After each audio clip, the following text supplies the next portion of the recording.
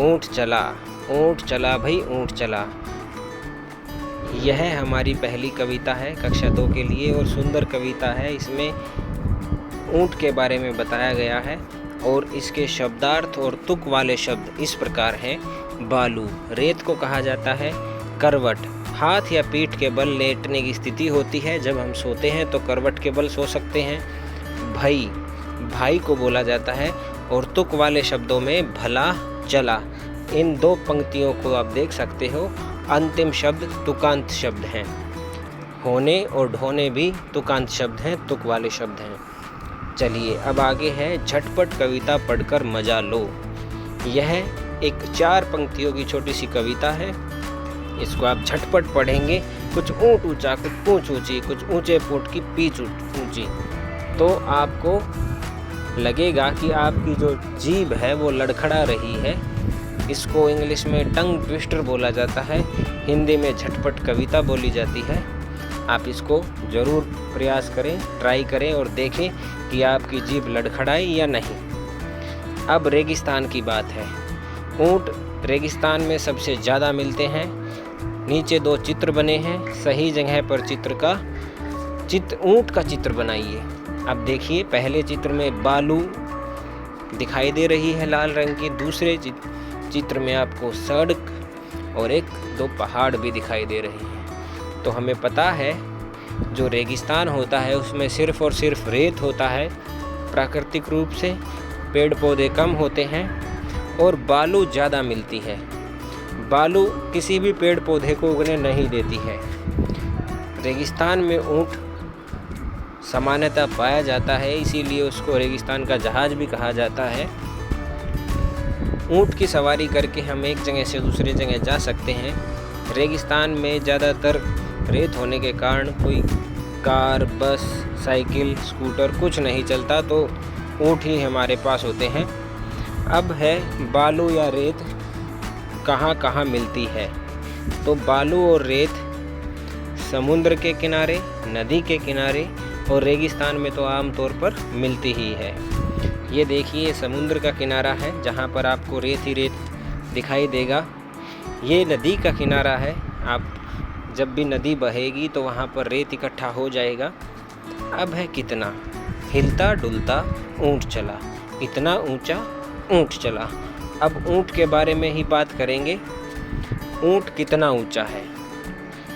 तुम्हारी कक्षा की दीवार जितना, या फिर हाथी जितना, बिजली के खंभे जितना, या आप कुछ और सोचते हो? अब हाथी की बात है। हाथी कितना मोटा? तुम्हारी माँ के सिंदूक जितना, या फिर ऊँट जितना, या पहाड़ जितना, या तुम कितना सोचते हो? चींटी कितनी छोटी? चीनी के दाने जितनी, चावल के दाने जितनी, इलायची के दाने जितनी, या कितनी? सोच कर बताओ। मैंने बताया ऊँट काफ़ी ऊंचा होता है, उसकी पीठ भी काफ़ी ऊंची होती है और इस पर बैठकर सवारी लेने का मज़ा ही अलग होता है। रेगिस्तान में हमको बहुत सारे ऊँट ही ऊँट देखने को मिलते हैं। अब ये दूर तक चलते हैं। ऊंचा कुछ नीचा। ऊँट से ऊंची चीज़ों के नाम पर गोला लगाओ। बछिया, बिजली का खंभा, आम का पेड़, तुम्हारी कक्षा की छत, या हाथी। अब आप देख सकते हो, ये मैंने बिजली का खंभा और आम के पेड़ पर गोला लगाया है, मतलब ये दोनों बड़े हैं ऊँट से। अब आप भी सोच सकते हो ऊँट के नीचे से क्या क्या निकल सकता है। तो आप देखेंगे गांव में जहाँ ऊँट रहते हैं उसके आसपास ऊँट के नीचे से कुत्ता, बिल्ली, चूहा, खरगोश इत्यादि जानवर निकल सकते हैं। आप बच्चे हो, आप भी निकल सकते हो। किन किन चीज़ों की मदद से ऊँट पर चढ़ोगे? ऊँट पर चढ़ना काफ़ी मुश्किल होता है, इसीलिए कोई स्टूल या सीढ़ी लगाई जाती है। सीढ़ी की मदद से या किसी व्यक्ति के कंधों पर सवार होकर, बिल्कुल ठीक लिखा है। आगे है सफ़र का सामान। अब क्या क्या सामान हम अपने यहाँ साथ लेकर चलते हैं, जैसे ऊंची गर्दन, ऊंची पीठ, पीठ उठाए ऊँट चला। अब ये तो गर्दन पीठ तो ऊँट के साथ रहती ही हैं। अब बताओ ये सब क्या उठाकर चलेंगे? हाथी, टीचर जी, पिताजी, शेर और दादाजी। अगर हम देखेंगे हाथी, शेर सूंड, पेड़ के तने, बिल्कुल ठीक। टीचर जी, चौक, रजिस्टर, किताब या फिर कोई पेन ड्राइव या मोबाइल, कुछ भी हो सकता है। पिताजी के हाथ में बैग, मोबाइल, लैपटॉप, अखबार, कुछ भी हो सकता है। शेर, अपना सिर, क्योंकि वो तो राजा है, अपना शिकार और अपनी पूंछ ये उठाकर चलेगा। दादाजी, चश्मा, समाचार पत्र, कलम या फिर कोई डंडा या कोई स्टिक उठाकर चल सकते हैं। अब है अलग अलग घर। नीचे कुछ शब्द लिखे हैं, इन्हें बोलकर देखो। अब मिलते जुलते शब्दों को सही खानों में लिखो।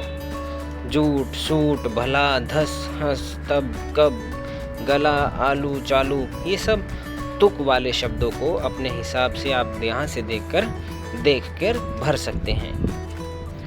अक्षर की बात, कविता में ब से शुरू होने वाले शब्द कौन कौन से हैं, उनके नीचे रेखा खींचो। अब जैसे कविता में से ब से बालू, ब से बता, ब से बैठेगा, ब से बोझ, और आप अपने नाम से शुरू होने वाले कोई अक्षर, 4 अक्षर लिखिए। अब बालू है तो होने दो, बोझ ऊंट को ढोने दो। ऐसे नहीं होता है, बहुत से जानवरों को बोझा ढोने के लिए इस्तेमाल किया जाता है। क्या तुम्हें ये ठीक लगता है? क्यों? मुझे तो ठीक नहीं लगता। उत्तर देखो, जानवरों को बोझा उठाते हुए देखकर मुझे काफ़ी तकलीफ होती है। बोझ उठाने से उन्हें भी कष्ट होता होगा, यह उचित नहीं है। बोझा उठाने का काम अन्य साधनों से आसानी से हो सकता है, जैसे कोई रिक्शा से या फिर कोई मिनी बस से या फिर किसी और तरीके से बोझा उठा सकते हैं। आगे है, तुम्हारे आसपास कौन कौन बोझा उठाते हैं? हमने कूली, मजदूर, घोड़े, गधे को देखा है जो बोझा उठाते हैं। अक्की बक्की करे तरक्की, बढ़ाओ कविता। मैंने तो बढ़ा दी है कविता, देखिए। अक्की बक्की करे तरक्की, दोनों की यारी हो पक्की, करे कभी ना धक्का मुक्की। ऐसी आप भी कविता बना सकते हो। अब अंतिम कार्य यह है कि आपको इस चित्र में देखना है कि कितने ऊँट हैं और हमको बताना है। धन्यवाद।